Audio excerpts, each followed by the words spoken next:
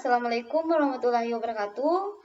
Perkenalkan, nama saya Nur Aisyah Mana, NIM 241210611, kelas B, mata kuliah Analisis Proses Bisnis, Prodi Sistem Informasi, semester 2. Baik, di sini saya akan menjelaskan rangkuman artikel mengenai manajemen stok yang tidak efisien. Baik, di sini saya akan menjelaskan artikel yang ketiga dengan judul Analisis Manajemen Persediaan pada Usaha Mikro, Kecil, dan Menengah UMKM Jazid Bastomi Batik di Purworejo. Yang pertama, di sini kita mengidentifikasi sebuah masalah pada halaman 56 sampai 58. UMKM Jazid Bastomi Batik menghadapi berbagai kendala dalam manajemen persediaan, antara lain yang pertama, persediaan bahan baku yang tidak optimal menyebabkan ketidakmampuan memenuhi permintaan pelanggan tepat waktu. Yang kedua, pengendalian stok yang lemah mengakibatkan biaya penyimpanan yang tinggi dan risiko kerusakan bahan baku meningkat. Yang ketiga, tidak adanya sistem pemesanan yang efisien sehingga sering terjadi kekurangan stok atau kelebihan stok yang tidak diperlukan. Selanjutnya, di sini ada pengumpulan data pada halaman 61 sampai 62. Dalam penelitian ini, kita menggunakan metode kualitatif, deskriptif dengan teknik. Pertama, kita melakukan wawancara dengan pemilik dan pengelola UMKM Jazid Bastomi Batik, observasi langsung terhadap pengelolaan stok dan proses produksi, dokumentasi dan studi pustaka untuk mendapatkan data pendukung mengenai metode pengelolaan stok yang lebih baik. Selanjutnya, pemetaan proses pada halaman 59 sampai 60. Dalam proses manajemen stok di UMKM Jazid Bastomi Batik saat ini terdiri dari beberapa. Yang pertama, peramalan kebutuhan bahan baku berdasarkan perkiraan dan pengalaman tanpa data historis yang akurat.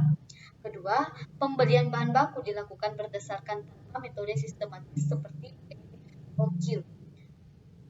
Yang ketiga, penyimpanan stok di gudang, namun tanpa pencatatan yang jelas sehingga sering terjadi kekurangan atau kelebihan bahan baku. Yang keempat, produksi sesuai pesanan, tetapi sering terkendala karena persediaan yang tidak mencukupi.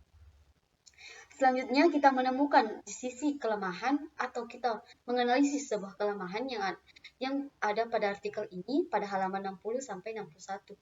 Yang pertama, kurangnya perencanaan stok dan sistem pencatatan. Yang kedua, biaya penyimpanan tinggi akibat stok berlebih.